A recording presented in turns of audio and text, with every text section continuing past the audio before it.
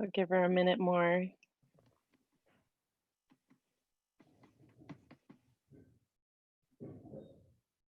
Linda, you're muted.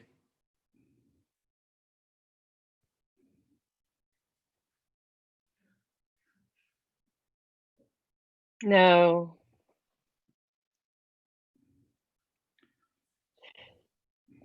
If you go to the mute, and you go to the button by the mute, it's going to say select a microphone and select a speaker. Let's see here. You could try one of those.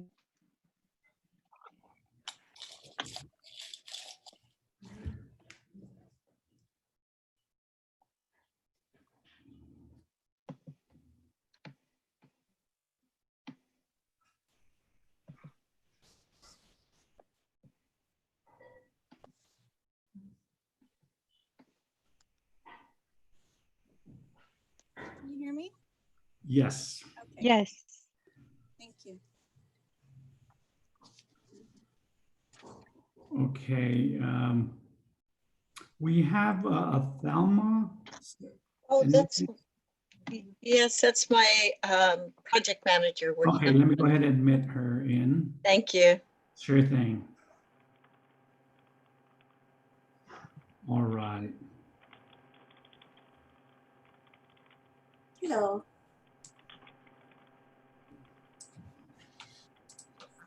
Okay. So should we start with the roll call? Yes. Now we can't hear Linda again. We lost you again, Linda.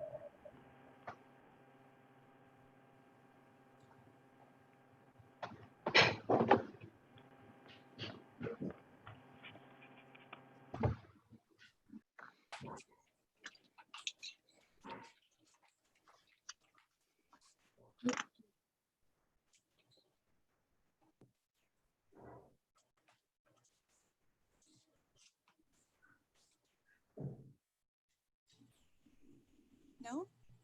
No, now, yes. Can you hear me? Yes. We hear you now. Yes. Yes. Yes. All right. Oh, Huh. dear. Can't hear you. You come in and you come out.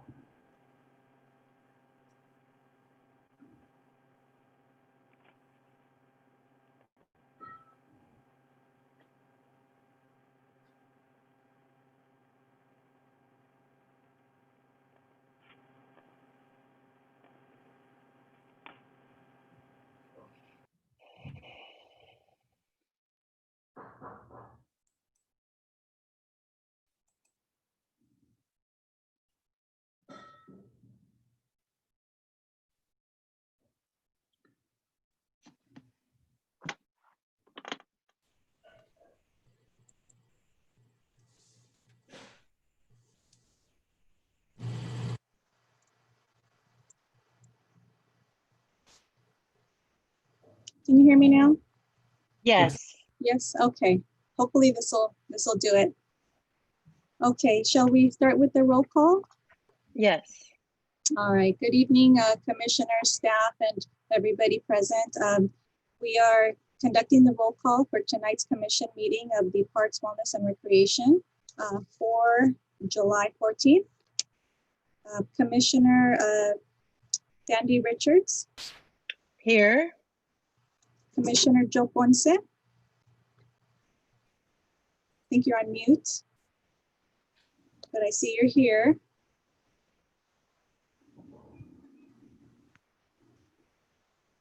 And let's see, Commissioner Sadie Navarro. Just here. Commissioner Jason Hayes. I think everybody's on mute. Got everybody on. And let the Yeah. record show. I'm so sorry. We can't, you'll have to change the settings because we can't unmute ourselves if we do put ourselves on mute while someone else is talking. I don't know what's going on here. I know. Technology is great when it works. Let me go to Yeah. that. Yeah, that was a problem. It said the host wouldn't allow us to unmute. Yeah. Okay, let me go ahead and see that.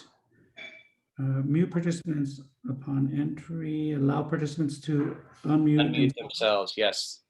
Perfect. Okay. Okay, there we go. I'm All so right. sorry to interrupt you, Linda. I'm so sorry. Okay.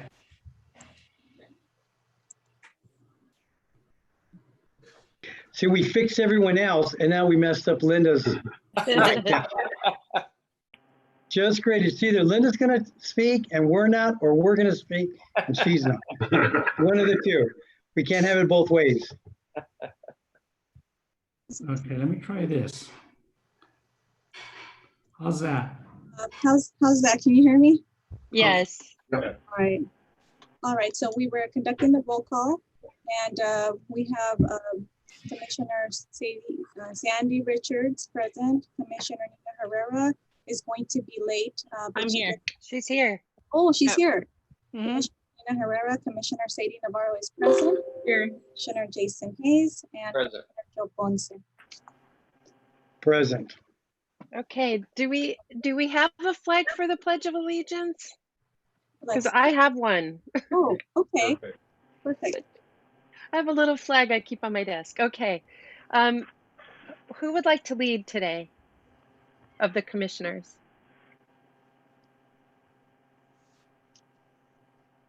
Okay, I can go I'll ahead and lead. lead. Oh, Okay. Go ahead. Place your hand over I your put- heart I pledge allegiance To the to flag. the flag of the United to the United States of America States of America. and to the republic For for which it it stands, stands, one one nation, nation, nation, under God, under God, indivisible, indivisible, and with liberty and justice for all. Okay. Okay, approval of agenda. I just need a. I a approve move the- and a- I Okay, approve for the agenda for this evening. I second the okay. motion. Okay, all in favor? Aye. Aye. Opposed? Abstention? Okay, we'll move on to public statements. The motion to approve the agenda passes. And tonight we did not receive any public statements. Okay. Do we have a cultural arts liaison report? We do not have anybody present from the cultural arts. Okay. So we have an item on the consent calendar. Do we wish to discuss any of the minutes from January 14, February 11th, and June 9th? Do you wish to pull any of those off the consent calendar, the minutes? Give me, Sandy, I'm having some issues here tonight. I apologize. Oh, But I think we're okay to approve those. Okay. I'm sorry. what is it? What is it? I think we can go ahead and approve the minutes for, we've got 3 sets of minutes. Okay, my question is, I was not at the meeting on the 9th or the 11th, so should I abstain? Yeah, you would abstain. Not at that meeting. Okay, okay. So, to accept the so I would, minutes from previous meetings. okay, second. I second. Okay, should we do a roll call vote? Okay, now is Okay, Commissioner Navarro? What is your vote? To approve the minutes? You said abstain, I think. No, you say? approve. Approve, okay, approve. Commissioner Herrera? I have to abstain from the last one. I wasn't there. Okay. Commissioner Hayes? Yes. Commissioner Ponce? Yes. And I abstain. Motion passes.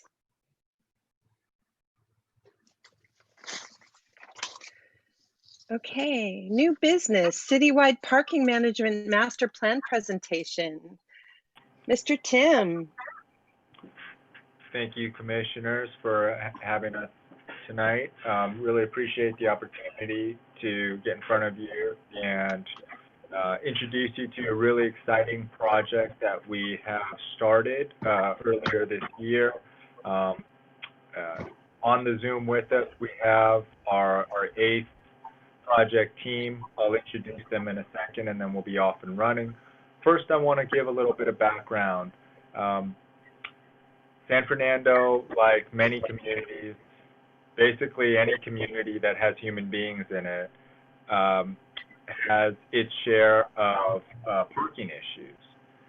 Knowing that, since I've been here with the city, we've looked for opportunities to be able to address some of those concerns and study possible solutions. So last year, the city applied for a grant through SCAG, the Regional Planning Agency, and we were awarded that grant. It enabled us to hire a consultant to look at developing a citywide parking management master plan. So we went through a request for proposals process. We interviewed the best firms, 4 of the best firms, and from that, the cream of the crop rose to the top, and that is the team you have in front of you here. We had the dubious distinction of kicking off the project in March of this year, thinking that the world worked in one way and the world thought otherwise. So we have had to flex in our project approach, but what has never changed is the sort of unwavering component, which is seeking community input, notably to the commissions, including tonight. So with us tonight, we have Brian from KOA. And KOA is the lead consultant on the project. We have Kathy and Thelma from Catherine Padilla Associates, and we have Janice from JR Consultants as well, helping with the project. Tonight, we're going to give an overview of the project and of the study. It is very much a data-focused, data-heavy analysis, and from it, we're going to derive some recommendations.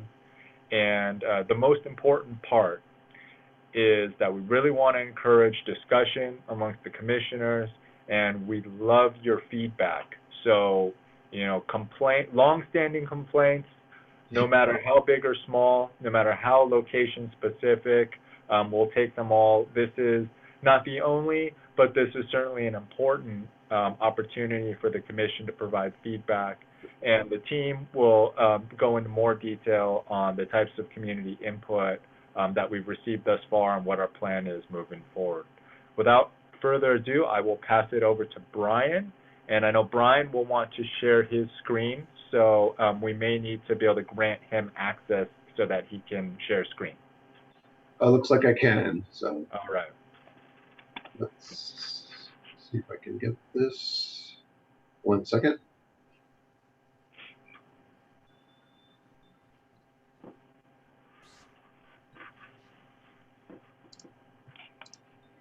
Is the title slide filling the screen? Yeah. Okay, very good. Thank you for that. Yeah, thank you, Tim, and thank you, commissioners, for having us this evening. One of the things we did in the beginning of this project was do a branding exercise with Tim. How do we characterize what we're doing here? And we're showing San Fernando as the thriving community, the vibrant downtown, residential areas, everything working together, parking, working, supporting businesses, providing a good quality of life in residential neighborhoods. So that's what we're showing here, and is one of the sets of goals of this project. So I'll give you just a little bit more about us. I'm with KOA. We're over in Monterey Park, but we get around town. We've worked in a number of communities. So we're well versed in parking data analysis and solutions. We're planners and engineers. So any planning solution that we see in terms of parking, we know we can go to our engineering side, see if it fits in the street, see if the public parking lot can be reconfigured, something like that. We can go through that type of analysis. JR Parking Consultants, you were introduced to Janice earlier. She's working with us on the team to do tools that can be implemented to solve parking issues, make parking work a little bit better. Parking management is a large umbrella of different types of tools. Some of that is signs that you might see about time limits. That's one way to manage parking. And then of course there's pricing. There's sensitivities to that, to not overprice parking, not expand pricing into every area of the city, but there may be some areas where we want to change that a little bit, either expand parking meters, maybe provide pay stations instead of parking meters, maybe change the configuration of the public parking lots, but doesn't necessarily say we're going to do that. We're going to do our outreach, do our workshops, figure out what's best with you and the community. Catherine Padilla and Associates, you were introduced to Catherine earlier, doing our business group outreach and our public outreach for our stakeholder groups that we're forming now, and the workshops that we'll be having that'll be open to the public. We have a lot of data to collect. We're collecting data all throughout the city on 4 different time periods, and I'll give you a little more detail on that, but we have another firm helping us with that just for the staffing power to have people go around and monitor conditions in all the parking lots and all the on-street areas. So our experience, just quickly, in terms of parking studies, it ranges from Long Beach, Seal Beach to El Segundo, Tustin, and other areas, just to give you an idea of our range. So we're going to be doing a lot of mapping in this project. We have full capabilities of pulling all our data together, making maps that communicate things really well, so that you and the public can look at that and make decisions. We're going to be mapping comments on the map so that we can overlay data and the map together as we go through the process. As a team experienced in planning, management, pricing, public outreach, we understand local whole neighborhood issues. We work with commercial areas and residential areas, and you have some industrial areas as well. We know political sensitivities of parking, both for businesses, where that's the parking in front of the store, and how employee and owner and customer parking works in commercial areas, and also the sensitivities of residential parking, the parking in front of a home, the parking across the overall residential area, parking issues that come up in every community that has any reasonable density. We've also worked on the East San Fernando Valley Light Rail project, Metro's project, with the two stations nearby, one near the Civic Center, and then one up at the Silmar San Fernando Metrolink station. Most recently, we were working on first last mile plans for those stations, which was looking at pedestrian and bicycle routes to and from those stations and how it can be integrated in the neighborhood better when that project comes online in a few years. So we know San Fernando well. So some of the project goals that were set by the city for this project, something we're doing tonight, engaging you as commissioners, and you know your citizens and your business owners, and we want to hear from you. We also know about facilities and different things in the city that we want to hear about, potential parking issues there. So we're going out to community members, forming stakeholder groups right now. We're going to be problem solving together. We don't have any preconceived notions of what's good for the city. So we're starting on that in the next month in terms of outreach to the larger public. We want to support efforts to stimulate the local economies. This was a goal set before COVID-19 restrictions came about, totally independent of that. So this is a long-term goal to make commercial areas work well with the parking supply, work as a system, and make sure that's providing a good economic basis for the future and for future investments in commercial areas. The San Fernando corridor is specific plan for Maclay on the north-south side, and then all of the downtown area in the main corridor there on the east-west side. City went through a specific plan process a couple of years back.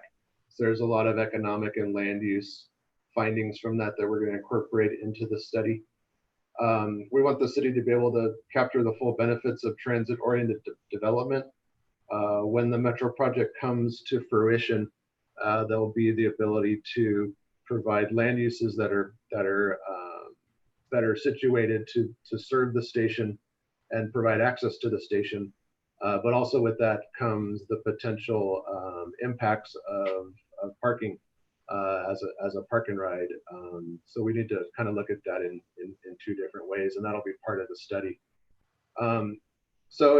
We're looking at this in a neighborhood, commercial district level, but also holistically. If you change parking regulations or management on one street, you might push vehicles onto the next street over, and then you're chasing the parking problem.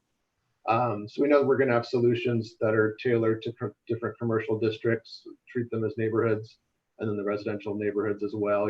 Each sector of the residential area will have its own issues and solutions to tackle, but there needs to be a larger holistic solution through policy and consistency in how things are implemented in the future. So this is how we're gonna do this. This is our summary of our scope of work. We're collecting data for 2 weekday periods, likely in the midday, and then in the evening, later evening when most people are home from work, and we can kind of capture that evening demand that kind of descends on residential neighborhoods at night when people start fighting for on-street parking right after work. And 2 Saturday periods, this will likely change to a Saturday period and a Sunday period based on the input we've been receiving from the commissions. We know there's special issues with church demand and church event demand, or at least there was a couple of months ago.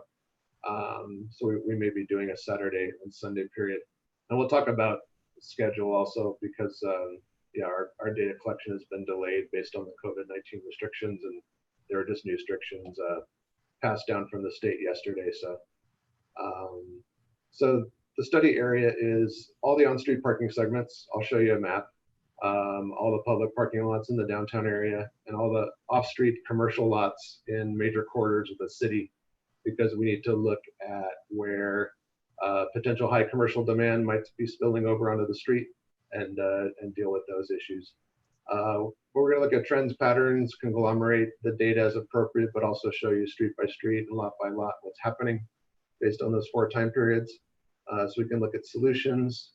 So after that, we get into management, pricing recommendations, the potential tools to solve parking issues where they might be. All in all, we're going to do 2 community workshops and 5 stakeholder meetings. The first wave of stakeholder meetings will come within the next month. We're trying to get those scheduled now, focusing on residential group and a commercial group to kind of tailor the discussion based on the specific issues that are specific to those areas.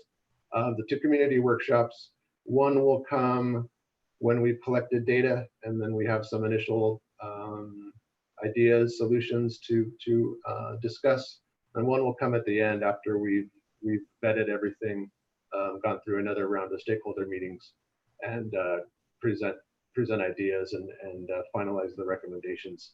So the management plan document will be presented to the Transportation Safety Commission, the City Council, in draft and final form, and it'll be adopted with the recommendations in that. So this is our study area, which is really easy because it's basically the whole city. It is the whole city. All of these streets are the on-street parking segments that we'll be looking at, wherever someone parks in a parallel parking space at the curb or parks in diagonal spaces in the downtown and the civic center area. That'll be included. This multitude of dots that we've included along the major streets. These are the major collectors and arterials in transportation terms of San Fernando. And we've done initial inventory on these from maps, and we've collected supply data for these parking lot locations, so that this is going to be our study area where we collect all that data and then do the mapping of the outcomes. So our current schedule, and it's tentative because we're dealing with changing conditions. The ability to collect parking data is delayed, and it may be delayed further. We'll have to evaluate that as the year goes on. But the plan was to do the parking surveys in spring a few months ago, but we've delayed that. Our current tentative schedule is to do that in September. Look at special requirements through November, get into management and pricing solutions by the beginning of the year, and then the draft and final plans in late spring months of 2021. So we'll evaluate that as we go. After we have our first round of stakeholder meetings, we'll make another evaluation of how to move forward. We want to move forward when there's decent activity going on. We know we won't be back to last year's or February's activity for a while because there'll still be some lingering restrictions. But we want typical conditions to exist to collect the data, where commercial areas are having decent activity, residential areas are not swamped with parking because everyone's at home, and then industrial areas are at a good level of employment, so we can kind of in activity, so we can see what's going on. So that'll be evaluated. I'll hand this over to Catherine to talk about outreach, and then we'll get into questions that we have for you.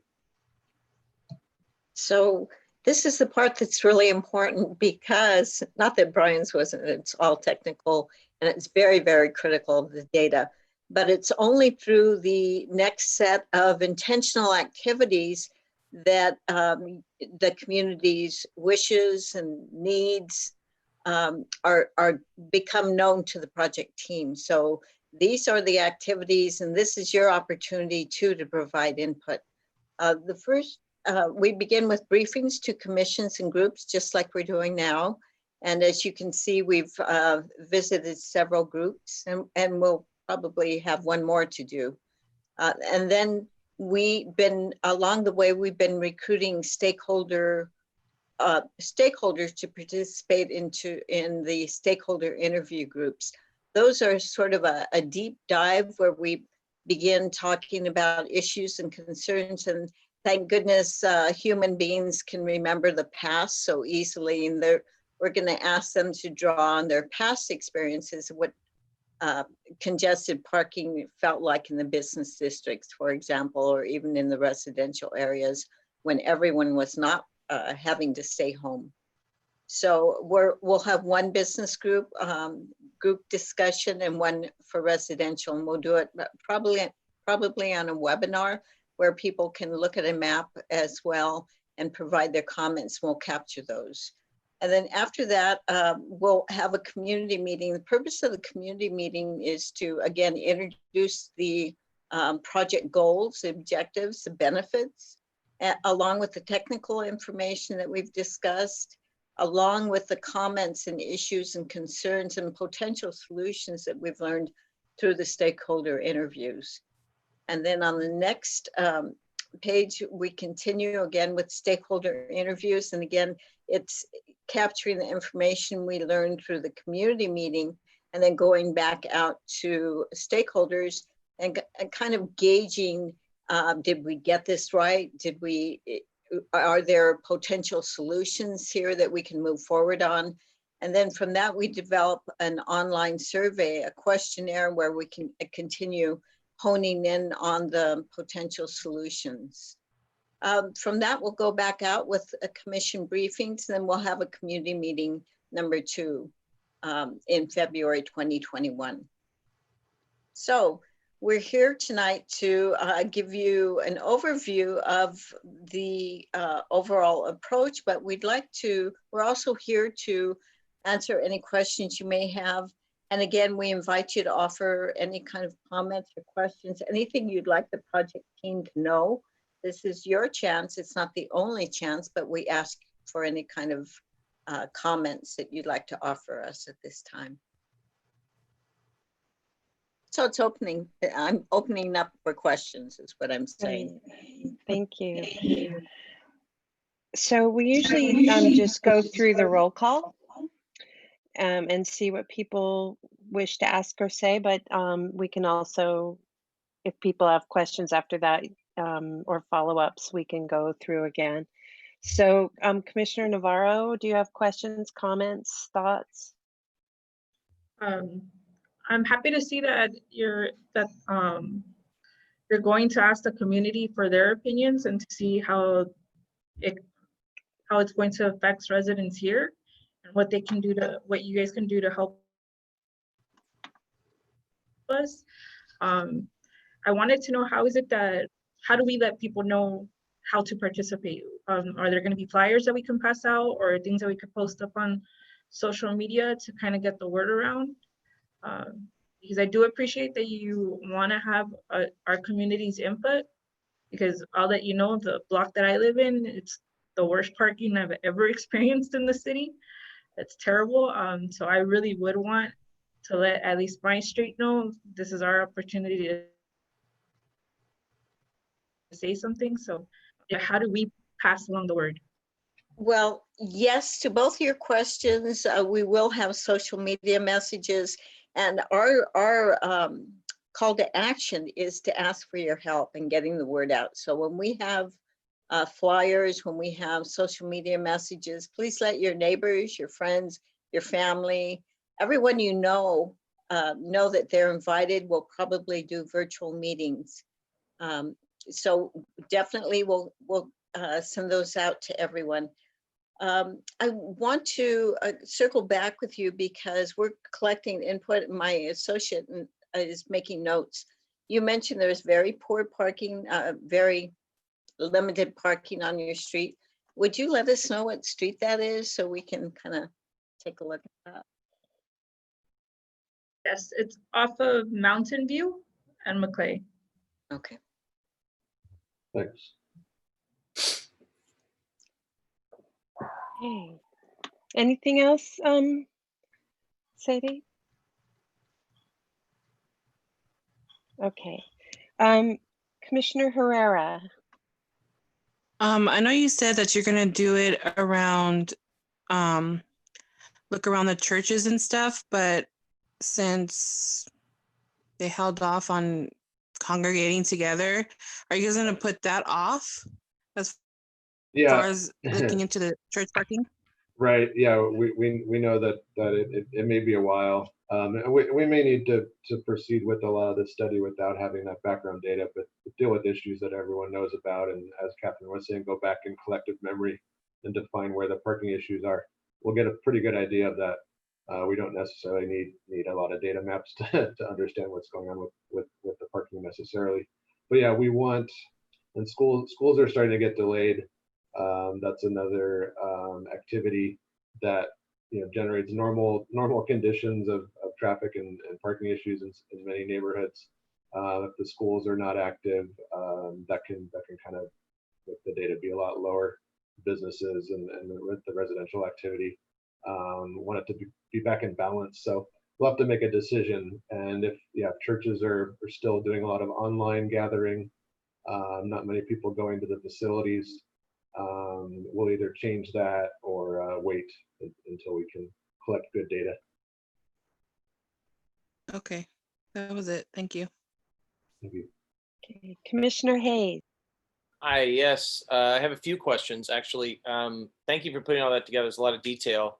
I know you don't have a lot of information officially yet, but I do appreciate it. Quick question, a couple of questions. First of all, the meetings that you're going to have, are they going to be bilingual? And if you hadn't planned for that, can you please plan to have an interpreter to make sure that those, because a large portion of our community is bilingual and or speak Spanish only. And if they're not represented, or if there's not an interpreter of some sort, you're leaving out a large portion of the community. And so if please take steps to make sure that they are. And I'd like, when you're talking about looking and doing this research and finding parking problems, can you define problem, just so that we know what it is? Because my street, people try to park because there's free parking on the street, and maybe they're visiting their friend two blocks over or something. I get that, and that's maybe a problem on my block. But a lot of what you showed was downtown, and it feels as though this is strict, is not so much residential, but more so tied to the metro project. So if you're not looking for the problems that are actually affecting residents, and your study or your project is tied to another project, that brings up a whole other host of questions. So when you're looking for problems, can you define problem? Sure, and Catherine can expand on the outreach as needed, but yeah, everything will be bilingual. I think even our printed material will be bilingual. So Awesome. so we will accommodate everyone. Yes. Yeah. So when I showed you the study area map, that's the whole city. So we're going to be incorporating all the residential neighborhoods, all the commercial districts. The metro project is just kind of one special area of our study area where we're dealing with the potential impacts and benefits of that project. But that's just that station area down off of Hubbard there. But yeah, we're dealing with all the residential neighborhoods. That's why we're pointing out we understand residential issues, and sometimes it's an issue where commercial demand is spilling into the residential area. Not right now, but and sometimes residents are parking in commercial areas overnight if there's not restrictions. Sometimes the flow goes either way, but parking operates best when you have 10 to 15% of spaces free. That leaves a space per row, a space per block that incoming vehicles can find parking without circling around, because then you get a lot of extra traffic from that, and just kind of people don't feel like they can park in front of their house or get to a business, and it's just a quality of life issue and a business activity issue. So when we say parking issues, that's really it, is how occupied is the parking. But also something we look at, and we'll be sampling this, is turnover. If a space is being taken, and this is more of a commercial area issue, but it could affect residential areas, especially if a car is parked for multiple days without moving off the street, not allowing other people to use a parking space. But in a commercial area, if a space is being occupied for 8 to 10 hours, we know it's an employee, and employees could park in other areas and free up spaces for customers for quick stops. So there's kind of an issue there with turnover, but it's mainly occupancy that we're looking at. Okay. And I feel like I heard something about changing. Are you looking at changing we have a number of lots that are free to park during the day, to drive downtown, park and shop downtown. Are you talking about changing those free lots to pay lots? Not necessarily. Paying for parking is a way to help control demand, or price different areas at different prices, so that the premium parking is more free to people coming in and parking. But we're not saying price parking everywhere, or pricing parking is the thing that you need to do. It's just one of the potential tools, and it's basically one of the more direct tools you can use to help control demand. But we need to be sensitive to businesses. It's adding cost to customers, or pushing employees maybe too far away to park. So we need to be sensitive to the economic conditions as well. Good. I'm glad you're going to be looking at that. That's an important issue. And also on that, if you change anything to pay parking, who's benefiting financially from this? Is that something the city gets? Is it something that you as an independent, as the people that put it in, get? Who gets the money? That would be something that decided, and to be decided as part of the study recommendations. And Tim might want to expand on this, but if there's pricing in a commercial area, that could potentially go back into a parking district. Okay. Either some cities use that for cleaning sidewalks, other improvements. It could pay for future parking supplies. In residential areas, parking would not be charged for, so it's more of a commercial issue. Okay. And so at this point, this is the plan for the study that hasn't happened yet because everything got interrupted. And at present, if I read it correctly, your plan to study begins in September, Lord willing, and the creek don't rise, and goes through that's your plan in the event that things get pushed back, because like you said, schools are going to be online in LA, churches, who knows when we can go back to church, et cetera, et cetera. how will you inform us of the change in your schedule? Yeah, so we'll be keeping in touch with the city and the commissions through project communications. So as the stakeholder meetings get underway, and as we get through those, I'm sure we'll be providing updates through Tim to the commissioner, since you now have a vested interest in the project, and you should. So yeah, you'll be informed of that as we go, and we don't know when the schedule update will take place. Right, of course. But yeah, it'll be ongoing. So yeah, we will let you know, since you're Great. you're now part of our project resources.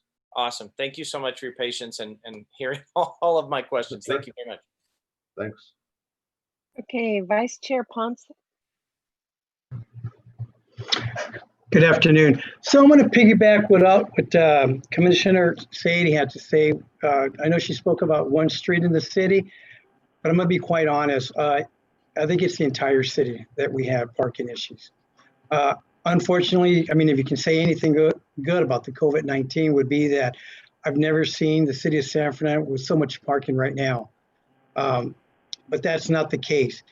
I know that this project is just starting out, but I mean, I would suggest that we would wait until you can actually see the city when it's in full spin and everything going on, because you can actually see the issues that we would have with parking out here. We have problems with the parking in the downtown area, and we absolutely have parking issues in the residential area as well. I think this is a great plan. I want to be in front of this and during all the steps, but I think that we're probably starting a little too early for this, Right. Because right now we're not seeing the everything that really goes on, like the Church of Santa Rosa Church on Sundays, Saturdays, Sundays, where you can't get through, you can't find parking. You have to park probably maybe on the other side of Mission Boulevard. But I mean, it's like you say, it's great that we're doing this, but I'd like to see this go forward when hopefully we can get past this pandemic. Sure. And we're being cautious. We don't want to just go out and do the whole study and say, well, we couldn't collect data, and let's just summarize what we know. But we want to do all the tasks and get through it in the proper way. So yeah, it's going to involve some patience from everybody involved. But we did want to start some of the outreach now to let everyone know what's going on and do some of the stakeholder outreach, get some issues together, get people involved, and ask for their patience for the next several months. Absolutely. Yeah, in terms of parking issues, yeah, every mature city has residential densities that are growing. You don't see residential towers in San Fernando, but the number of people per household are growing. Generations living together, more roommates, more rentals in certain areas. The density goes up, although the physical density doesn't change. So there's a lot more parking demand in residential neighborhoods that basically have low development density.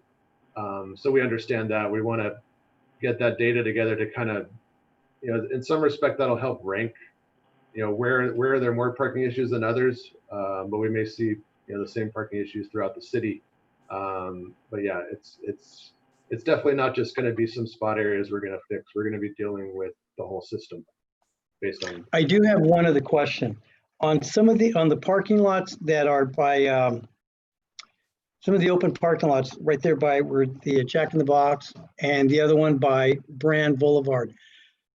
Would there be any consideration as to building maybe a 2 or 3 story parking lot there that would produce more parking spaces, if you will, or would it be just? Or are we just planning on just leaving them the way they are and keeping it with a single level? I mean, we would definitely, we could build maybe a 2nd, 3rd, even a 4th story parking lot. In the future, I'd like to see maybe some other businesses come in, maybe a theater, and that would definitely help out.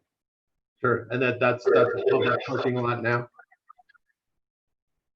I'm sorry? That's a public parking lot now that you're speaking of, Commissioner? That's a public parking lot, yes. Right. So yeah, one of the solutions is to, for identified parking issues is to provide more supply. But due to the expense of that, we want to deal with all the tools that are possible first.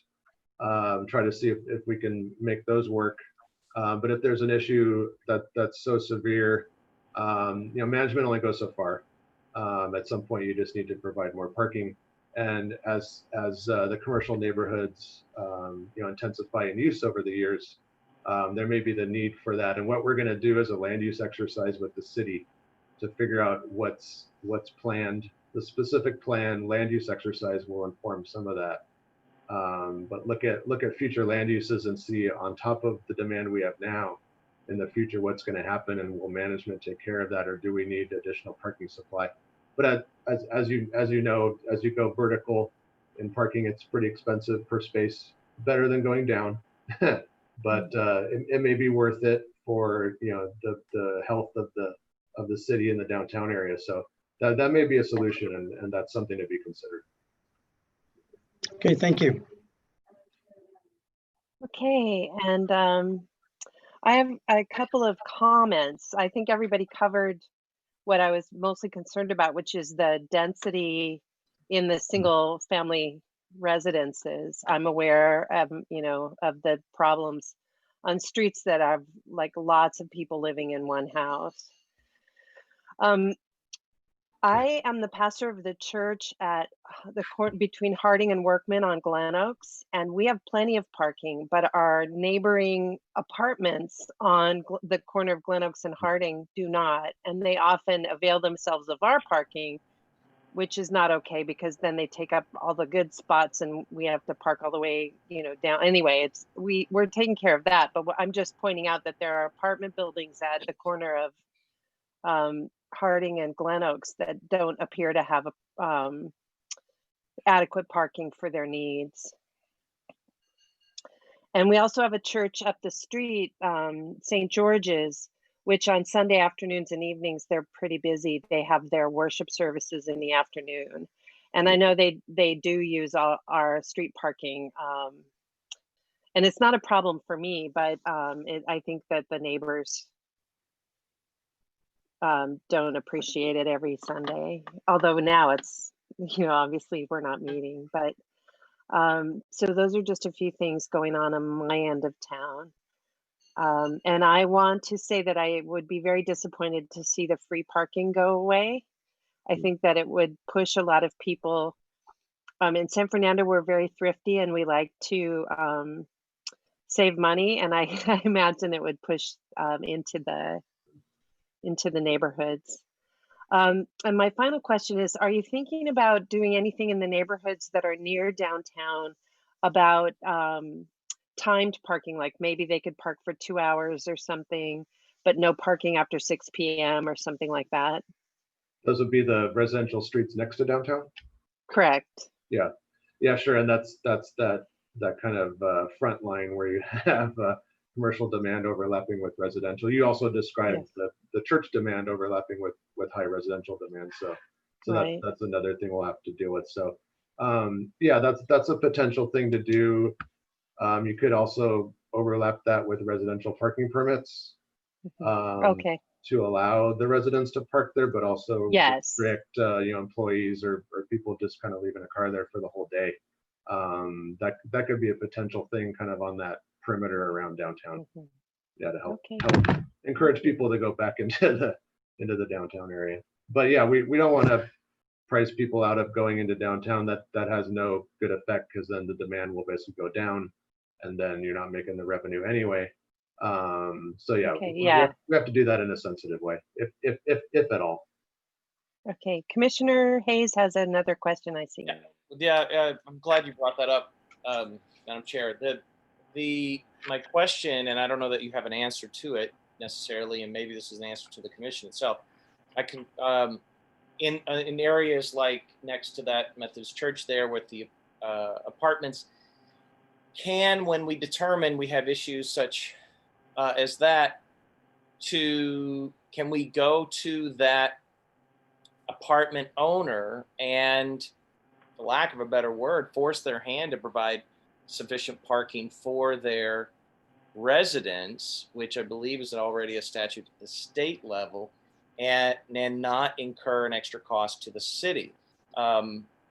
There is a concern, and forgive me, I do not know the statute. I do not know the specific law. I'm trying to remember, and I can't off the top of my head, but providing sufficient parking in LA County, at least, is a requirement of the owner of a building that rents facilities. So like an apartment or a condo or whatever it is. So if that is not available, is it incumbent upon this study, the city? To whom do we go to just to go to that apartment complex owner to say, you are required to provide parking in some way? Is that something that's part of the study? Again, I don't know that anybody has an answer to that, but I see that not just at that church, but a lot of other areas and businesses where you've got people spilling over. I see it, on my block, at the end of my block, where the apartment complex just simply doesn't have parking, and that's why my street is full of people that live on the other side of, So just something to bring up, I guess. I don't know if you have an answer to that, but Yeah, just quickly, and Tim can stop me, and Commissioner Ponce will get to you next, I guess. I just wanted to respond to that from Commissioner Hayes. Yeah, so there are sometimes uses that were built so many years ago they weren't built to the current parking code. There's also uses where garages are not being used. People are not parking on inside their garages, which are the assigned spaces, and that's the required parking. If technically the city can go to uses that are not uses that are not providing their required parking and take actions on that. I'll leave it at that, or Tim can expand on that. But if demand has gone up, if there's 4 or 5 vehicles per unit all of a sudden over time, there's not a whole lot you can do with existing uses because they're providing their required parking with the 2 spaces per unit and the visitor spaces. But yeah, a lot of this will be public parking improvements, either on street or in public parking lots. And sometimes the public parking lots could provide a relief valve if maintenance and security is not too large of an issue. Those could be used for overnight parking where there's a lot of residential demand. That's just an idea. We're not proposing that, but that's a potential. Okay, thank you. Commissioner Ponce, you were raising your hand. Yeah, this for Commissioner Hayes. One of the biggest issues with, I know that most apartments do provide the parking for their tenants. The problem that we're running into now is that they could have multiple families in these apartments. And what's happening, they usually just provide 1 or 2 parking spaces for them. But most apartment complexes, or most folks that live in these apartments, have more than 2 or 3 cars. So that's what I'm running into in my neighborhood, is that they do have parking for the tenants, but then they could have another person living there. They have other people living there, and they're parking in the streets and forcing everybody else to park a block away or so. So I don't know how the city can handle that. I can tell you for sure the city is not going to go around evicting people from apartments. No. So that I can tell you is not going to happen. So I think it's just something that we have to deal with, or like I say. But I do believe that apartment complexes are providing parking. It's just they have just too many folks living in one apartment at times. That was it. Thank you. Nina or Sadie, do you have any more questions or comments? No, not at this time. Okay. Okay. I will, if it pleases the chair, I just want to make a quick comment. So these comments have been exactly what we've hoped for. So I want to thank the commission for such a robust discussion. What does the city do about these myriad of issues? Basically, we hire KOA, KPA, JR parking consultants, and they come up with a master plan that, with actionable implementation, and then we move forward. So your questions are all well taken. This is why we've taken this step as a city to undertake this effort. When we look at really my realm in community development, that's then where you get into development standards, and you get into zoning, and you get into parking requirements. So that's very much a part of what this study will be looking at as well. And I echo, the concerns about, residential uses. Certainly, more people live in a household now. That's a reality not just in San Fernando, but in many, many places. Growing income inequality. These issues, come to roost in a number of communities, not just ours. So that's certainly a concern. Our planning rules right now, our development standards in terms of parking, when uses change, when new projects come forward, those are those opportunities when we sort of get a bite at the apple and we can address parking. And that's what we use, the conditional use permit process for. Many times that's really to address parking issues. So we have those tools. On the flip side, like Brian mentioned, one challenge sometimes that local jurisdictions have is we do get handcuffed at times by the state. A perfect example is accessory dwelling units. Accessory dwelling units, as of January 1st, the state mandated that, local jurisdictions, we are very limited on our ability to require parking on-site parking off-street for accessory dwelling units. And that's just one example where, cities are handcuffed. And that doesn't help the parking issues that we have, notably in the residential neighborhoods. So given our constraints, given the resources, these are the types of things that are going to play into this master plan that we're developing, and your feedback is really key as well. So I want to thank you for that. I did want to pose one question, since I have this group particularly, is whether or not folks had any comments or questions or observations of concerns related to parking that are tied to our park facilities or our recreation facilities. So I did want to pose that question to the group as well.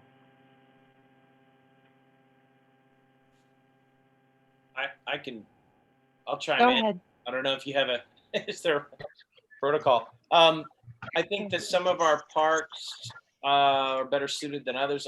Recreation park is a challenge just because of the residents that are across the street.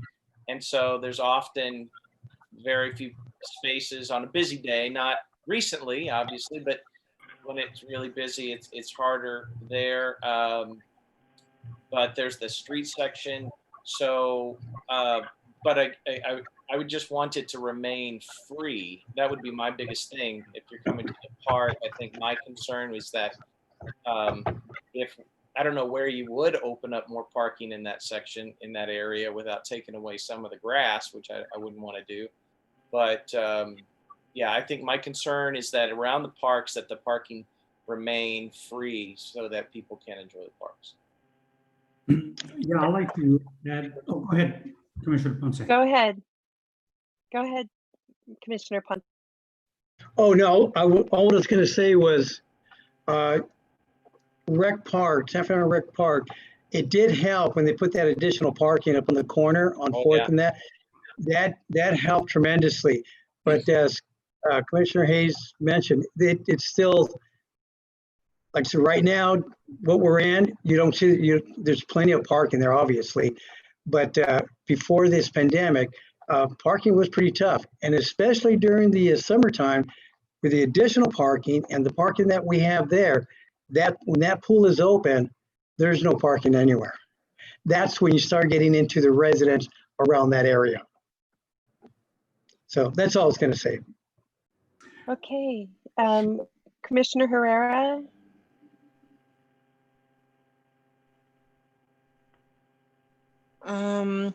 Yes, I know Rec Park always had issues, and I can't remember the other park, Las Palmas. When it was baseball season for the kids and stuff, I know there wasn't enough parking. So then of course it bleed into the residential. Those are the two main ones I can think of. That's it. Thank you. Commissioner Navarro?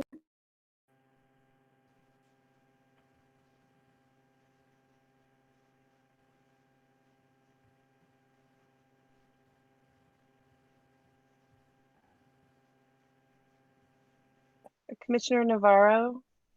Like Nina said, like Ms. Herrera said, in Pioneer Park, when the little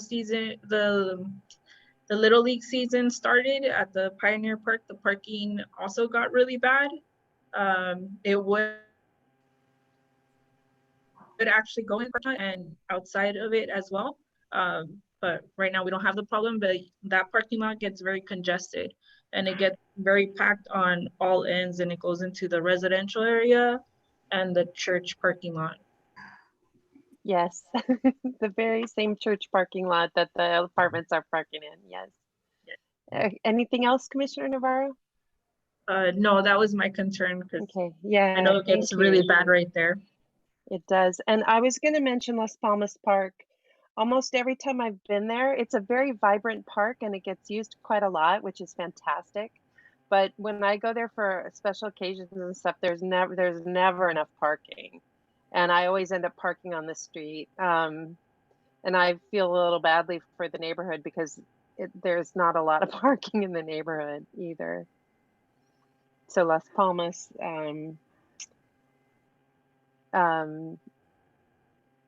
Pioneer, and Recreation Park.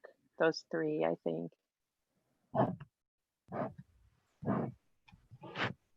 Okay. Anything? Yes, go ahead. I'd just like to say it's a safe bet to say that when we're in our midst of programming, regular activities, Little League, soccer rentals, and so forth, or even special events that we host at various parks, parking is inadequate.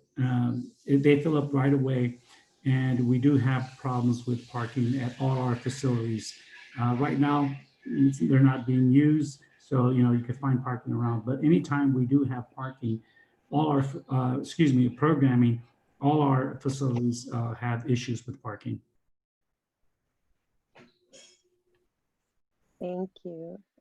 Any other comments from anybody that anybody wishes to be recognized? Okay, I'm kind of paging through here. Okay, great. Well, thank you so much, everyone, for coming and spending your evening and presenting this to us. It's very exciting to think that we're going to have, at least a look at our parking and maybe make it better. So that's great. Okay. Thank you, commissioners. Thank you. Thank you so much. Thank you. Appreciate it. Thank you, everyone. Thank you. Thank you. Good evening. Good evening. Okay, new grant opportunities. Okay, Madam Chair and fellow commissioners, I'm going to go over some grant opportunities and potential projects that we do. So I'm going to go ahead and share my screen. Let me get that up and running. Let me see here.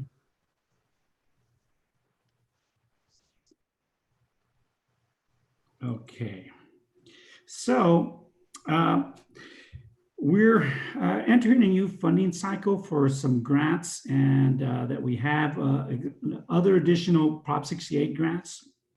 So the next one coming up, it's called the Per Capita Grant Program. And basically what it is an allocation to each city based on the number of residents we have in our city.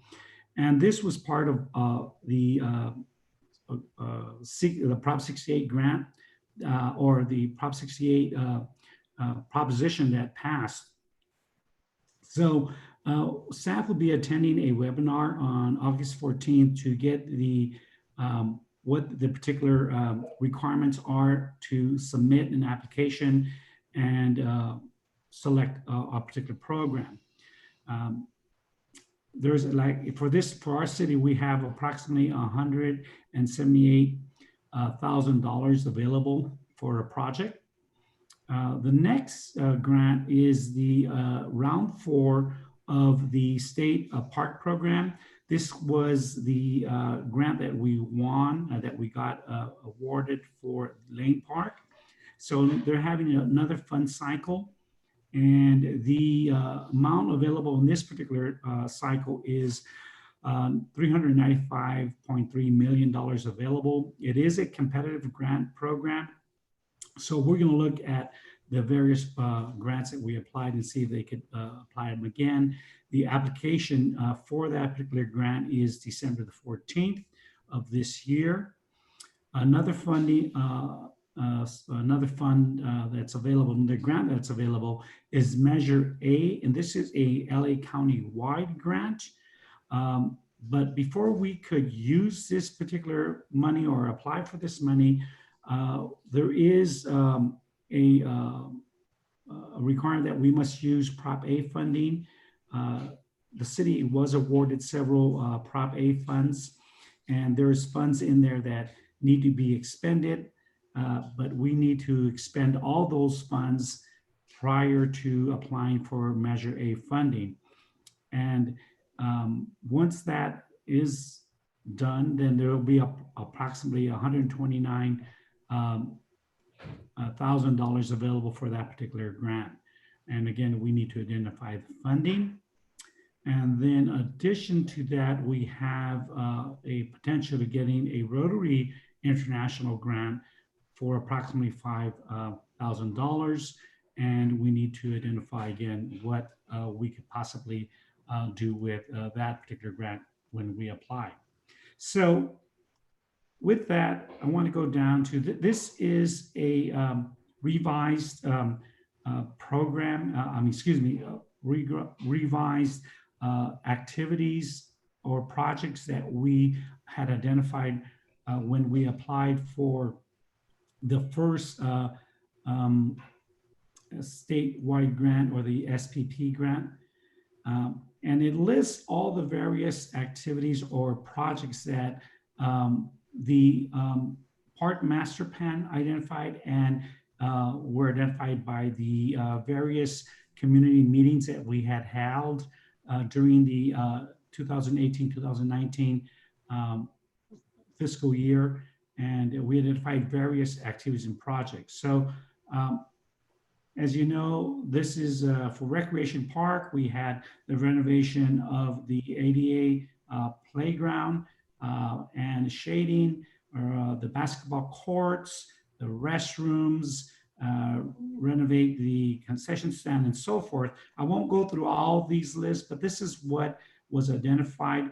What we'll want to do is to make sure that these are still the projects we want to submit in any grant application for for Recreation Park. So then what we'll do is we can come back and I'll send this out to each commissioner, and then we could say, yeah, this is what we want to do, or maybe we have new ideas that we want to do for each individual park. So as we go down, Las Palmas Park has a whole list of activities and programs that we identified that we wanted to do. So we could definitely confirm back if this is what we still are looking at to renovate when we get, when we apply for these new grants coming up. Pioneer Park, this is all the activities and programs that we have for Pioneer, the programs, the playground, the renovating the basketball courts, the fields, installing lighting and so forth. Now, you notice that the Lane Park has been removed because that has already been funded.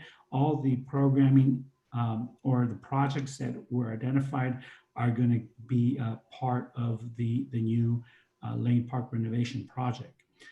So the only ones left are the ones that did not get funded. So Rudy Ortega Park, all the various projects here, and the Pacoima Wash Natural Park are the potential projects, and then the Kalisher Pocket Park, the various things. Also down here is a new thing, which is proposed new park developments. Now these include a community garden, include a walking and biking path, and include a regional park. Now these are things that have been talked about, but not really developed. So if we say propose, let's go to developing new parks, that could be also part of the application for the SSP next funding cycle. So if we decide we want to go for a community garden, we would have to acquire land and develop a park, a community garden there. For a walking path, we could identify the various paths along the Pacoima Wash that we could develop into a walking path and biking path that we could, develop there. And a regional park would be something more bigger than our local parks. We would have to look at if there's a particular land that is available that we could develop into a regional park. Now, a regional park will be a much bigger park that could include various activities like a sports complex, concession stands, amphitheater, any type of that we could develop in a regional park area. But this does require a lot of land, and San Fernando doesn't have that much land available to it. But it's something that we could look at and seeing if we want to develop something like that. So these are the projects that have been identified by previous community meetings and the Park and Recreation Master Plan. So I just wanted to bring that up to the commission so they could see if they had any maybe new ideas that they would like to do. On the second round of the SSC program, we would come back to the community to reaffirm these particular amenities or projects for each park to submit when we do the application. So I wanted to bring this up and leave or have any questions from the commission that I could answer. Okay, Commissioner Ponce, do you have any questions or comments? None here. Thank you. Okay. Commissioner Hayes. You're on mute. Every time. Yeah, as many Zoom meetings as I've had, I would have figured that out by now. When is this application due? Well, there's several applications. The one that is due on the per capita grant program, I don't have an exact date. I know that we are going to have a seminar on August 14th, and they'll probably identify or tell us when the actual projects are going to be for that one. This one is we already have the money allocated to our city. Okay. It's identifying the project to submit the application. So I guess maybe the better question is, you're going to send this out to us to look at and review, et cetera, and then send back to you. Maybe the better question is, when are you sending them out and when do you need it back? So okay. I would send it out tomorrow, giving you what has already been identified. Okay. And then maybe if you give me a week or maybe 2 weeks to let me know, hey, this is what I heard. This is what maybe we would like to do. For each of these particular grants, especially the per capita, which is 178, is not a lot of money. That's maybe about a parking, I mean, like a playground, maybe a ball diamond renovation. It's not a park wide. So it's not that much money, but we could repair, redo a playground with that, or renovate a ball diamond with this amount of money. The state grant, I presume, is going to be similar to the last grant cycle, where it was anywhere from $1 million to $8 million in an application. So I assume that it's going to be the same amount of money. In this particular one that's due on December the 14th, this is a total renovation of the whole facility, a whole park, and possibly developing a new facility like a community garden, like a walking path. Theater. Exactly. Those are where it is a substantial, Right. a substantial amount of money. And if granted, then we could do a lot with this particular grant if we were given. And this all of this that you want us to look at and make notes on, get back to you, all of that applies to all of these. Exactly. Okay. So Got like, it. yeah. For example, yeah. If we want to, what I'll do is come back maybe the next meeting and say, okay, for this particular grant, for the per capita grant, we identified maybe 3 projects that we could. I see. Based on what we give back to you. Yes. Okay. Got it. Got it. Thank you. Mhm.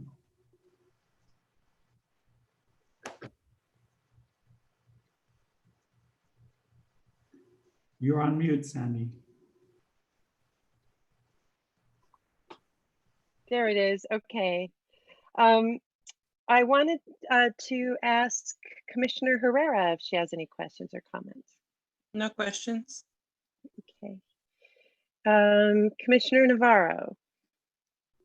Question about the grants relating to Pioneer Park. Does the white horses, do they affect the white horse program affect anything going on with Pioneer Park, and will that affect the grant if we get it for Pioneer Park? Okay. Not that clearly, but sure. What any partnership like the Wild Horse benefits the application, because what happens is that you're leveraging the funds that they potentially are going to bring into the park. So it doesn't hurt that we have partners already. It just lets the grantor know that other potential or other agencies, other partners are vested in that renovating that particular park. Those are for the big ones. And also, like say a smaller grant, like say the Rotary grant. Well, if we apply that their grant, like $5,000 to the per capita grant, then we have, you know, a little bit more money. Then we can look at it, doing a little bit more with that. So it never hurts. okay, thank you. Okay, and I just wanted to say, I think any dollar we can get is great, and we should go for as much as possible. And I'm always going to push the renovation of the playground, because the playgrounds are looking pretty bleak. And I think that it's really important for little kids and, you know, children to have a place to really just, you know, climb and slide and all of that. So. Okay. So that's going to be that's always going to be my push, because I spent many hours with my son at play yards, and I really appreciate that as a public resource for families. Yes, yeah. I know there's definitely Pioneer Park needs that renovation, and if Yes. you know, if we don't get any more, we do have some money in these, you know, per capita, and you know, the Rotary and possibly Measure A that we could apply to the playground and fix that. I think that's one of my priorities, is to get that one done. Yeah, yeah. My granddaughter played on it when she was littler, and she didn't mind, but we were a little nervous. Yeah. Okay. Great. Okay. AB 1234 ethics training recertification. Okay, so I just want to remind the commissioners that recertification is needed now. Every 2 years, this training must be redone. So right now we have the ones that need to get recertified is Commissioner Ponce, Navarro, and Herrera. And you could go to the website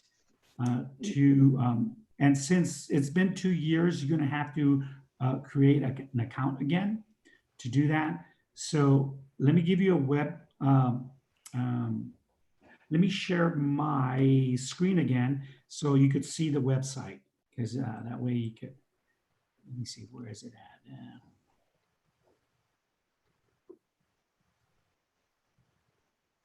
at?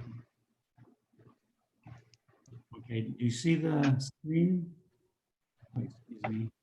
Or did I get the long one? Would it be possible just to send it by email to us? All right, sure. I'll send you an email, or Linda will send you with the website. Okay. Yeah, that's All right, that's good. Okay. Are there, I'll just ask a general question. Are there comments or questions about this from any of commissioners? wait a minute. This I'm sorry. That's okay. The what you just posted right now, was that for the Zoom or was that for the? I'm sorry. Yeah, I posted the wrong thing. Yeah, I was just going to say that because we're just going to get on another Zoom meeting. Yeah, no. Unless you're giving the class. Linda will send an email with the website. All right, thank you so much. Great. Anyone else? Okay. Prop 68 grant. Okay, so now this Prop 68 grant, I'm going to refer back now, it's going to be named to the Lane Park Revitalization Project. That's the funding we just got, the last funding cycle, and we got money to do this park. So now from now on, any particular, it's going to be renamed to the Lane Park project. Okay, so where we're at now is that we're going to go out to to an RFP to get a design consultant to do the design of all the projects that were named in the grant. And just as a reminder, installing a new soccer field, artificial turf soccer field, a new basketball court, a new restroom facility there, upgrading the play lot or playground for ADA accessibility and shading, renovate the landscaping to be a smart irrigation, drought-tolerant plants,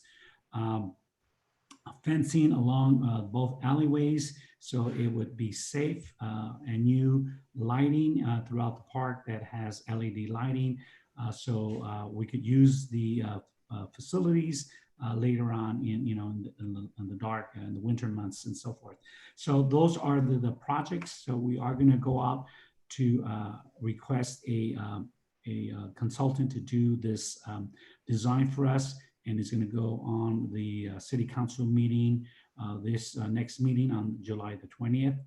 And then once we select the consultant, they'll have about maybe 60 days to provide a design for us. Then after that, we would go out to bid for the actual construction of all these new amenities.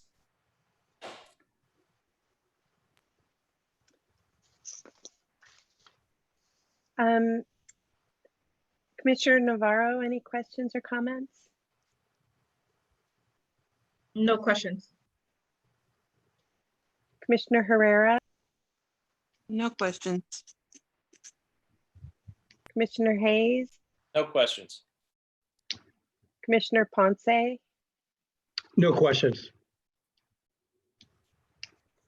Thank you for that exciting update. Now we're on number 6, department's response to COVID-19. Okay, so what we've been doing is following the LA County Department of Public Health guidelines for any activity that we're doing.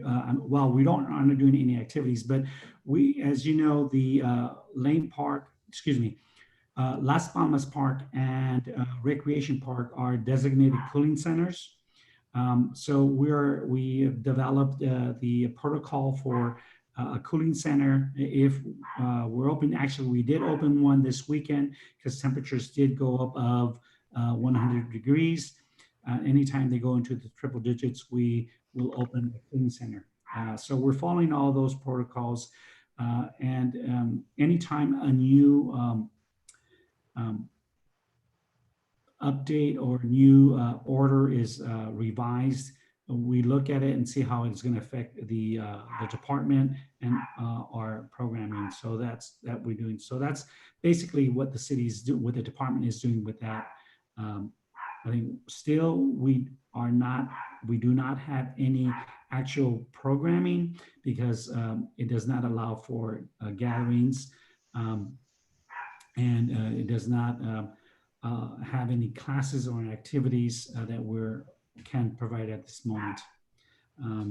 All we do is look at how the order is going to affect it. Anytime we were looking at possibly opening some programming, but since the state and had a new order to cancel all these open businesses in the churches and the gyms and so forth, we are abiding by that and not doing any programming. Any questions regarding our response to COVID-19? Okay, Commissioner Ponce? The only question that I had to regards to the cooling center, I haven't been to one yet. Do we know about how many people are getting into these cooling centers? Well, we are set up for about 25 people with the social distancing. If families come, then we make more room available, but each of our facilities, like for Las Palmas, we have it inside the gym, so it could accommodate a little bit more people. At Recreation Park, it's at the multi-purpose room. That fits about 25 people.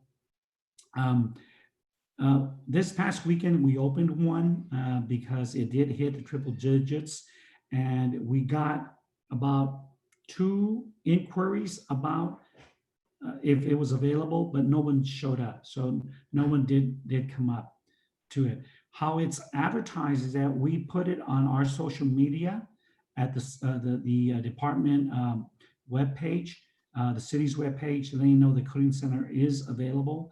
And also the county puts out an alert and lets everybody know that which cooling centers are available. Our cooling center is open from 9 a.m. in the morning to 9 p.m. in the evening when it's opened.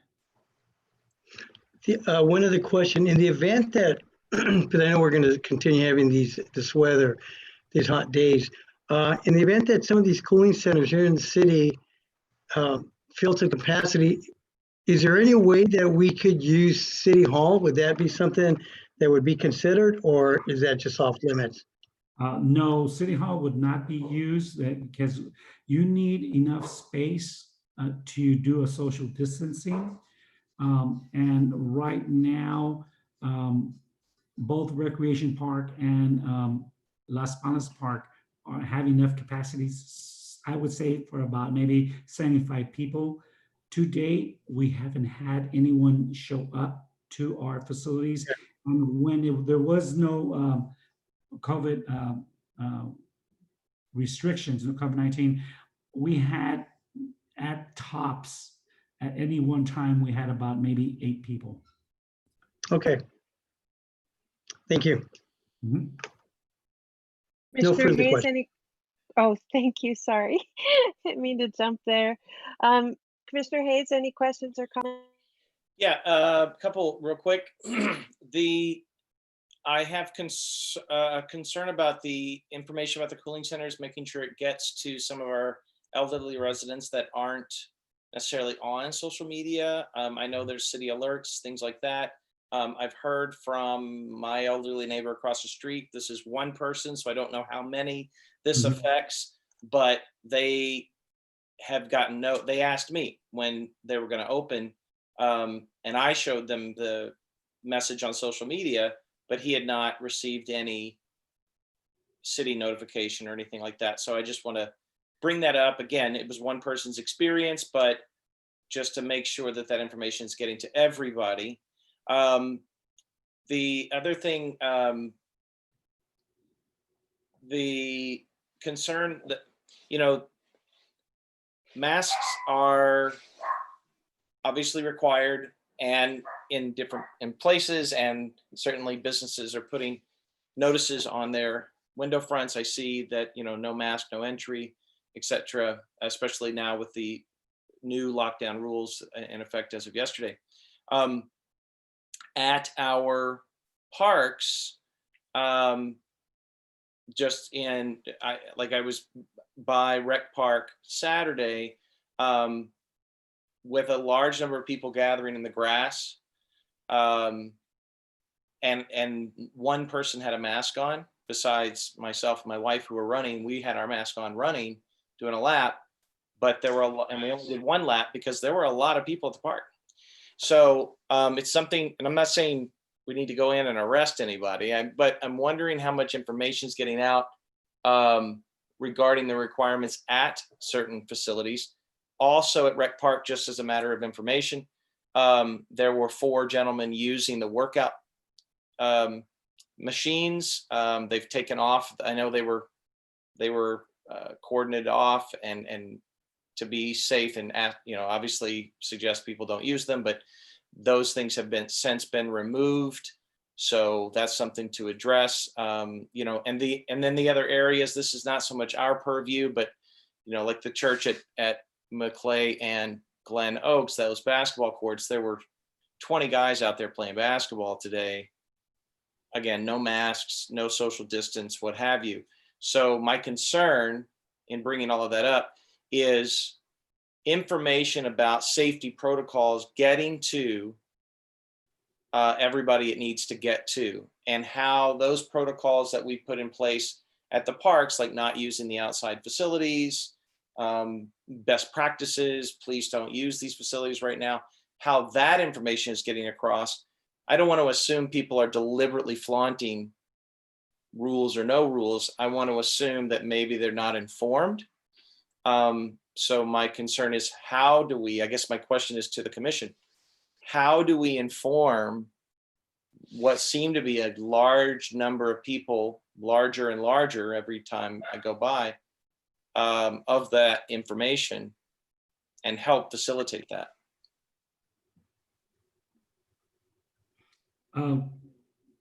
I could address it by letting you know that we do have the information posted at our parks. I think this is about the 3rd time we have put signs letting people know of all the guidelines that we want to follow.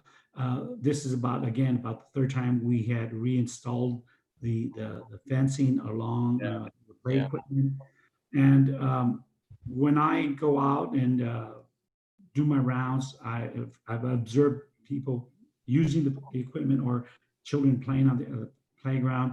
I let the parents know, please be safe. This is not, the facilities are not being used, so forth.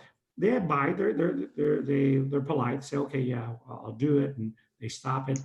But as soon as we're out of sight, they tear down the fence or they tear down the signs or so. Unfortunately, there is some people that don't have any regard to the rules. They just feel, no, this is not, it doesn't apply to me. I'm going to continue using the equipment or so forth. So all we do is we do the signs, put them back up, and hopefully they last longer, the next time around. Yeah. Commissioner Hayes, I can certainly appreciate your concern about everybody wearing a mask, and you are absolutely correct. But as far as letting people know or educating them, we have been educating everyone for the last 3 months. This is ridiculous that people still insist that there's no COVID-19. They can go out there and do what they want. And unfortunately for the individuals like ourselves and my family, that anytime we step out, we put a mask on. It's for their protection as well as them putting something on for our protection. But to educate anybody anymore, I'm far past that already. Everybody knows what happens if we don't wear a mask, and they continue doing it. So if it was up to me, I would close, if you have basketball courts like at the churches and that, shut them down. Find out a way where you can lock them out, and that's it. The parks, we should be doing the same thing too. Lock everything down and just say, this is it. Until you folks understand what we're going through right now, this is for your safety as well as ours. These are going to be shut down, and that's all there is. And we just have to get our PD to enforce that. That's all we have to do. And I think at the next neighborhood watch that we have, I think we bring that up to them and start telling them, hey, you know what?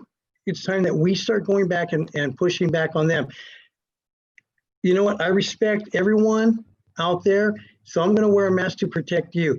Please wear a mask to protect me and my family.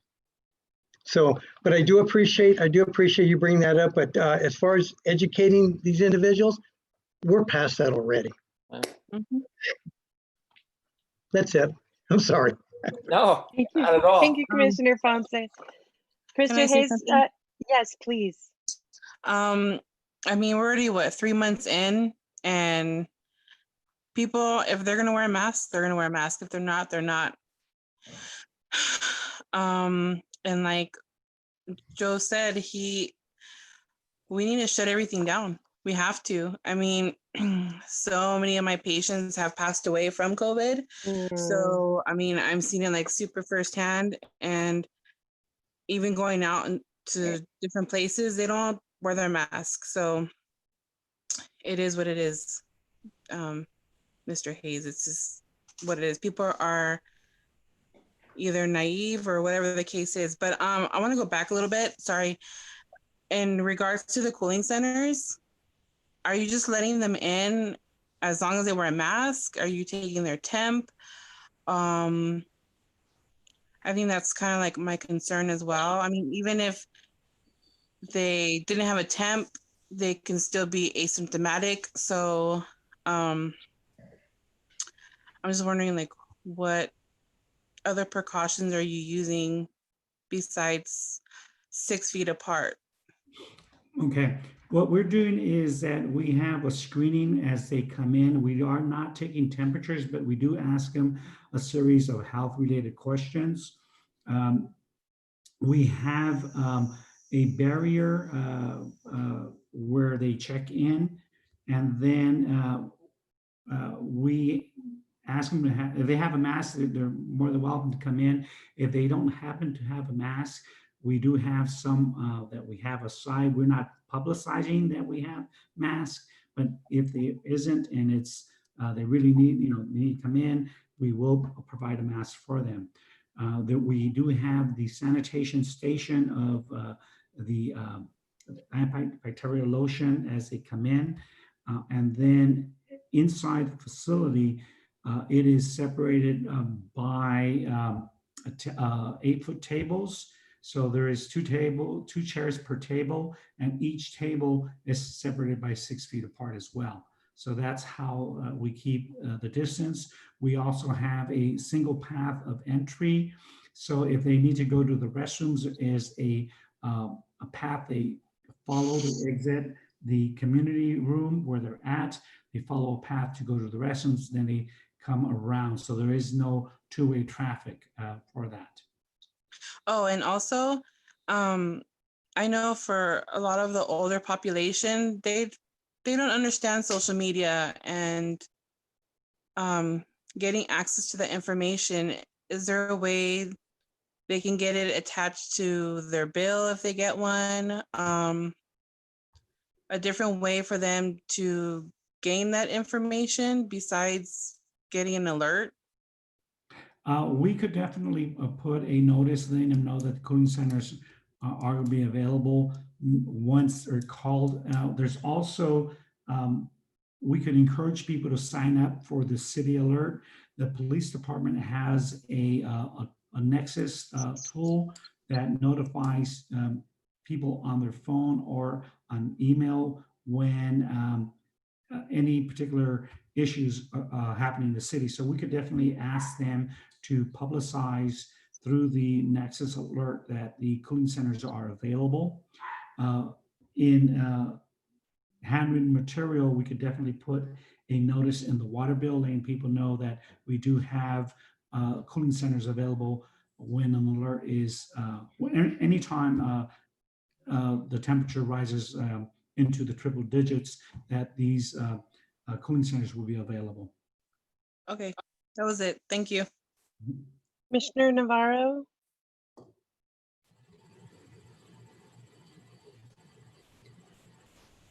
Do you have any comments or questions? Oh, And right now. okay, thank you for that. That was a really robust discussion. Community theater program. Okay, well, we are gonna, at the last council meeting, council had, I was gonna do a whole presentation and do a staff agenda report to get approval for the community theater. But the community and the council already was really supporting the program. So there was no need for me to request that this body move forward with starting a community theater. So with that, a blurb about the community theater is going to go out in our next newsletter, letting the community know that we're going to host a community meeting on August the 10th to let people know it's going to be a Zoom meeting. People are going to request to participate, and we will send out the information so they could log in to the Zoom meeting and do it. Also, there's other forms by phone as well. But that way, we got the blessings from City Council saying that they wanted this program to move forward. And so the next step is to get a community meeting. But we could also have a meeting prior to that, see what agenda we should develop. So Commissioner Hayes, when you like, maybe we could touch back and have a meeting to call in those partners that showed interest and just touch base with them before we have this actual community meeting. Yeah, let's. I can reach out to you tomorrow. We can talk and set up when we want to do that, and reach out to our other members and Commissioner Navarro. Of course, you're here, and so I'll email the three of us tomorrow, and we'll figure that out. How's Okay. that? Question on that August 10th. That's a great idea. Do you have a time for that? I think I put 6 o'clock, 6:30. Great. I just want to write it down. Fantastic. Then I'll put an email on with the three of us, and then we'll figure out a good time to gather the other gentlemen involved and discuss an agenda for that meeting. Okay. Okay. Commissioner Navarro, any comments or questions? None right now. Thank you. Commissioner Herrera, No questions. Commissioner Ponce? None here. Thank you. Okay, and I have no questions, but my comment is yay. I'm so excited. Okay, Las Palmas Park renovations. Okay, so this program went back and forth a little bit, going back and forth, trying to revise the actual the work that was going to be done. So finally, we're done. We got a contractor who's going to do the renovations, and they're going to start mid-August. Right now, the contractor is ordering the supplies that we need. The name of the contractor is Vincor, and they're going to renovate the banquet room, the kitchen, the lobby area, and we're going to get another company to do the doors, install the automatic door openers. But they're going to start, Vincor is going to be starting mid-August, and the project will go all the way to about the end of October. So we're excited about the renovation. And this is the money that we're talking about, the Prop A money that has to be used before we could tap into the Measure A money.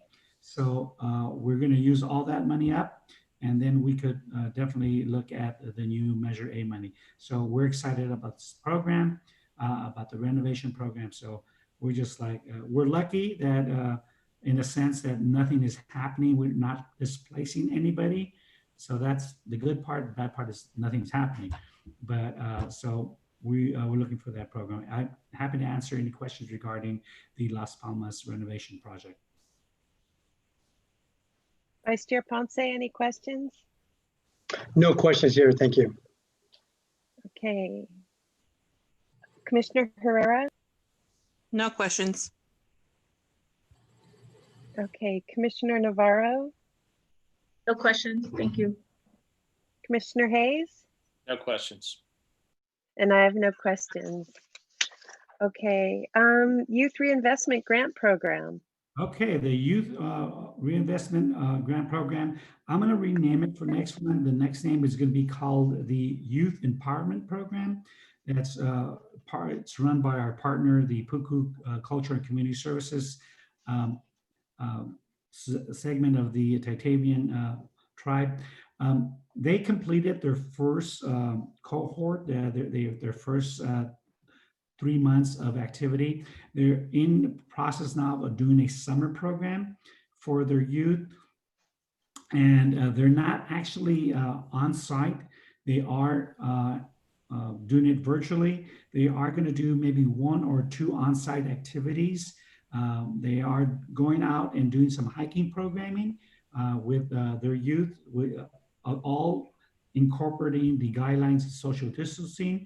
That's like the new normal now. So everything that is happening, we incorporate that particular guidelines. So they're really excited. They have a new program coordinator. Her name is Robin Gomez, I believe. But her first name is Robin for sure.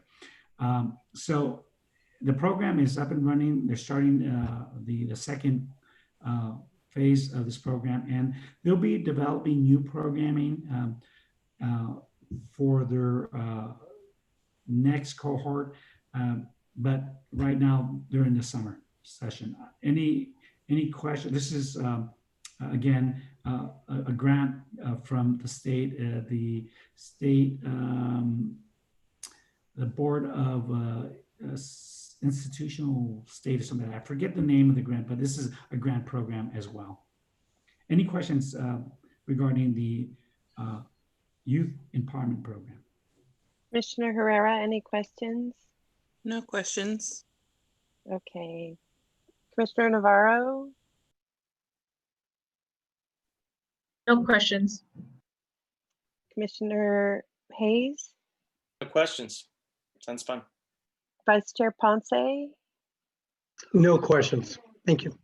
And I have no questions. So that brings us to staff communications. Okay, so for the staff communications, I'm invited our program specialist, Marisol Diaz, who's going to talk about all the great stuff she's doing virtually for our senior population. So Marisol. And also to include what our department has been working on. So good evening, commissioners. Thank you for giving me the opportunity to give you all the updates that we've been doing. Our department has been working very hard, adapting during this times, and at the same time working to maintain that connection with our residents, with our participants. So first off, one of the updates that we do have is our department newsletter. I'm not sure if everyone has had the chance to look at it, but I just want to briefly go over it. So I'm going to share it on here. And then, so this is our our first monthly newsletter, and it's very fitting because July is actually Parks and Recreation Month. So it really does, I believe that parks are very important during this time to help those that are lonely and families that are struggling. With the programs that we have listed here, we really do provide a service to the families and our residents to stay connected and also cope during this pandemic as well. So in March is when we went dark, and we didn't finish all of our programs. A lot of our youth programs, our sports programs were placed on hold and eventually were canceled. But this is the first page, obviously. And then, like I mentioned to you, July is Recreation Month, and we really do want to highlight all of our programs. Like I mentioned to you, our team has been working very hard and to deliver these great programs for the community, to engage them. And so one of the things that we did start in the month of June was our senior virtual program, the Las Palmas Golden Fund League. So far, it's been good. It's been a very slow start to recruit seniors, to actually connect them to Facebook and Zoom. So it's been a struggle. So it's been, what we've been doing this week is connecting with them on a one-on-one basis by phone, and seeing how we can guide them further. And I know every week we do our CPR.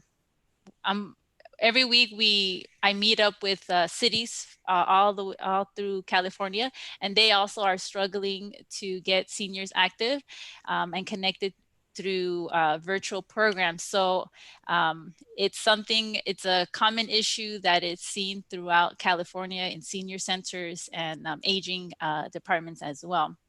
But this is a quick run through of what we've been doing, and it gives an update of some of the activities that we did in June. And it gives the reader opportunity to learn how they can be connected if they haven't done so yet.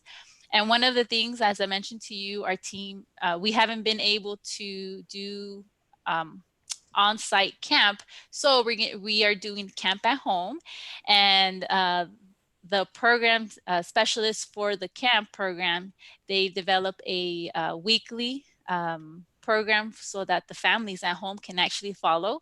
And so it's all themed. And in addition to this list, we have a links that they can follow, so that they can see the camp counselor actually doing the activity.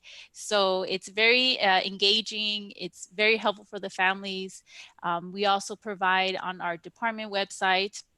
We did revamp it, and so it's easy to read. It's a little bit easier to follow and read, but people have access to some fitness exercise videos as well. And we also have some leisure and any extra things that our readers and participants, residents can also use to stay healthy mentally and physically. So that's one of the things. And I also want to let you know that,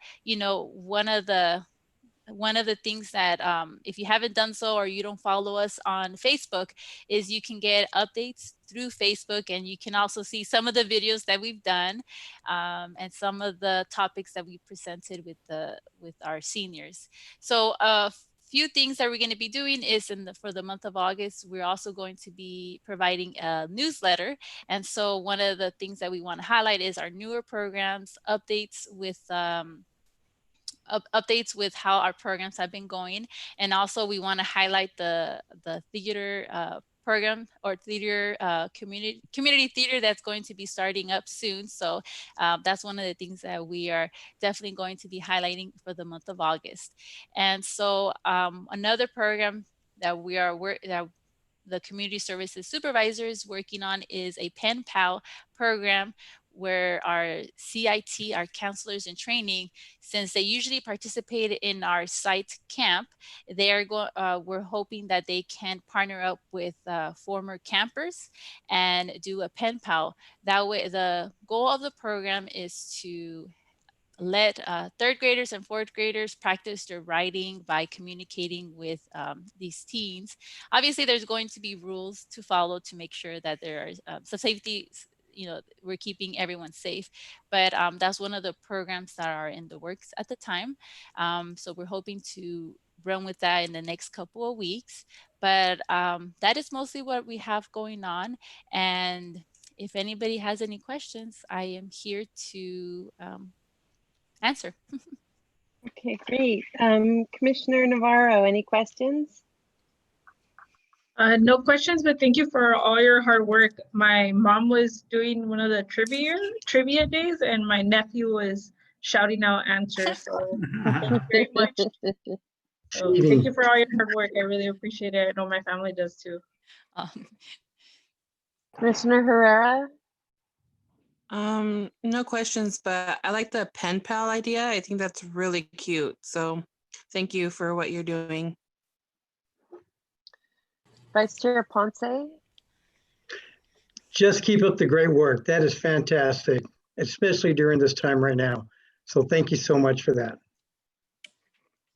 Commissioner Hayes? Just a thank you for all the work. I think this is a great opportunity to engage maybe even more of the community and inform them. I think this is, I hope not a time we'll ever experience in our lifetimes again, but community organizations like our parks and those kinds of things, I think it's a great opportunity, if there's a silver lining, to reach out in different ways to encourage more of the community to participate. And the newsletter looks great. Just all of it. You're doing such a great job, and thank you. My only question is, where can I find the newsletter? How do I tell others about where to get the newsletter? So as I mentioned to you, so one of the benefits, and I know that this is one of the things that were mentioned during this meeting, was how do we get the word out? So as I mentioned to you, we're trying to connect people on a one-to-one basis by phone and kind of guiding them step by step. So when you follow the City of San Fernando, whether it's the main page or the City of San Fernando Recreation and Community Services, once you follow them and you like them, then you'll start getting updates. So that's one of the ways that you can get notified through social. Yes, but they also included on our city website as well. So I know we are not doing any paper. We're not delivering any copies at home, but people can access the newsletter, all the updates via the city website or the social media.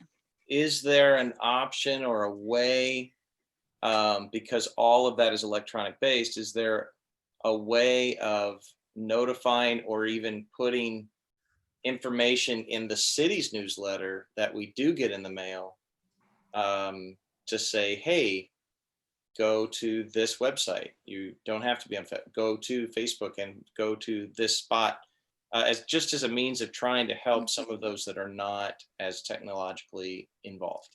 Yes, I know that in March, I believe, was when our department decided to switch over and go green. I know the notification was sent out through the water bill, but if we need to revisit that, then I can bring it. Well, Julian's right here, right? He can decide whether he wants to deliver the announcement. But one of the things that I always tell our seniors during the programming is tell your friends how to connect, let them know. So it's all word of mouth, them communicating to their friends, to their neighbors, how they can stay connected. Thank you. Did I get everybody? So the only thing I wanted to say is I believe that there was a request for us to send in a photo and a short bio as commissioners. Is that correct? Yes. Yes. And I think the deadline was tomorrow, the If we 15th. get it this week, that would be wonderful. We would love to highlight what this commission does and a picture and a short bio, and just share it with everybody that can look at the August newsletter. If you could get it to me this week, I would be very appreciative. Maybe Wednesday or Thursday, if possible. Okay. All right.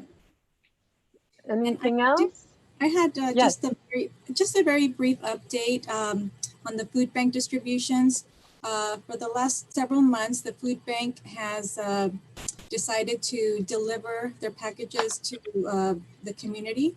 But in July, they did reach out to us and they wanted to do an in-person distribution at Las Palmas.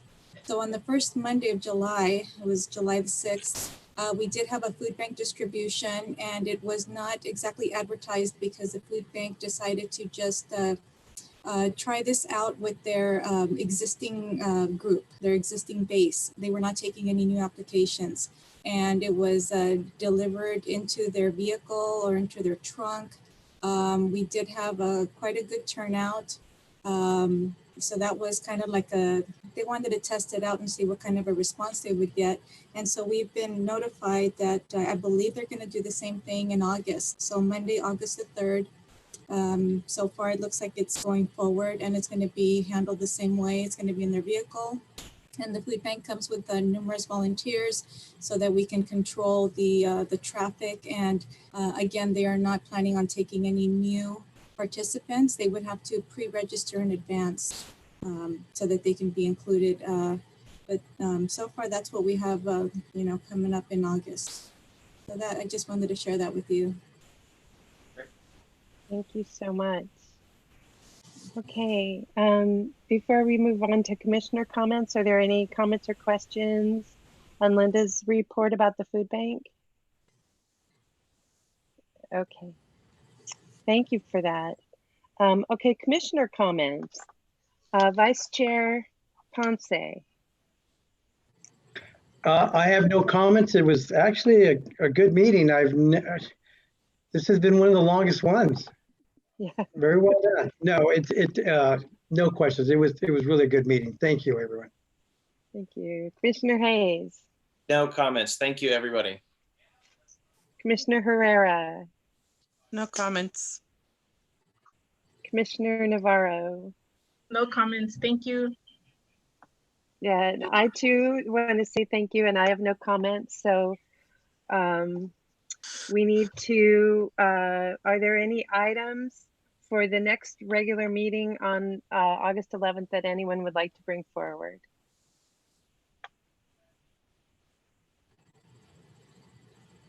Okay.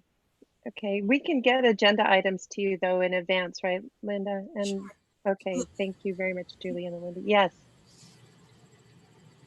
Someone have a question? I'll make one more comment. Maybe a shout out to Linda for organizing all of these, the Zooms and the communication, and it can't be easy to organize all of these communications back and forth. And so thank you, Linda, for keeping us all on point. Well, I second that. Thank you, I Linda. apologize for this evening, but hopefully it'll get easier. No apologies. You did a great job. Thank you so much. Great job. Thank you. Okay, so hearing no items for the regular meeting, I will hear a motion for adjournment. Move to adjourn. I second. Okay. Wow, really quick. Okay, all in favor, raise your hand. Aye. Right here. Okay, opposed? Okay, opposed? Okay, no one abstained, so it's unanimous. We're going to adjourn. Thank you, everyone. Have a great week. Good night, everybody. Thank you. Thank you. Have a good evening. Bye.